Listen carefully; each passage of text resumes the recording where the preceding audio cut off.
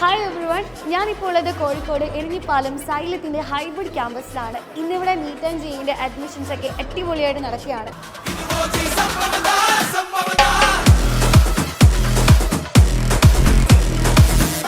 ഇപ്പോൾ സമയം രാവിലെ 9 മണി കഴിഞ്ഞിട്ടേ ഉള്ളൂ. പക്ഷെ അപ്പോഴേക്കും നമ്മുടെ ഹൈബ്രിഡ് ക്യാമ്പസ് മുഴുവൻ ആൾക്കാരെ കൊണ്ട് നിറഞ്ഞിരിക്കുകയാണ്. അപ്പോൾ എനിക്ക് ഇവരോട് കുറേ കാര്യങ്ങൾ ചോദിച്ചറിയാനുണ്ട്. അവർക്ക് എന്നോടും കുറേ കാര്യങ്ങൾ പറയാനുണ്ടാവും. നമുക്ക് ഉള്ളിലേക്ക് പോവാം. സൈലത്തെ പറ്റി കേട്ടപ്പോൾ ഫസ്റ്റ് ഇംപ്രഷൻ എന്തായിരുന്നു? നല്ല ക്ലാസ്, അതുകൊണ്ടല്ലേ ഇവിടെ ചേരുന്നത്. അല്ല, ഞാനിവിടെ അക്കിനി +2 ബാച്ചിൽ സ്റ്റുഡൻ്റ് ആയിരുന്നു. അപ്പോൾ നേരെ ഇവിടെ റിപ്പീറ്റ് ബാച്ചിന് ചേർന്നു.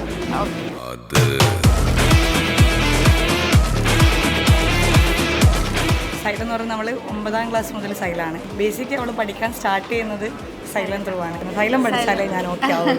അടിപൊളി. സൈലം ഒരു ബേസ് തൊട്ടാണ് പഠിപ്പിക്കുന്നത്.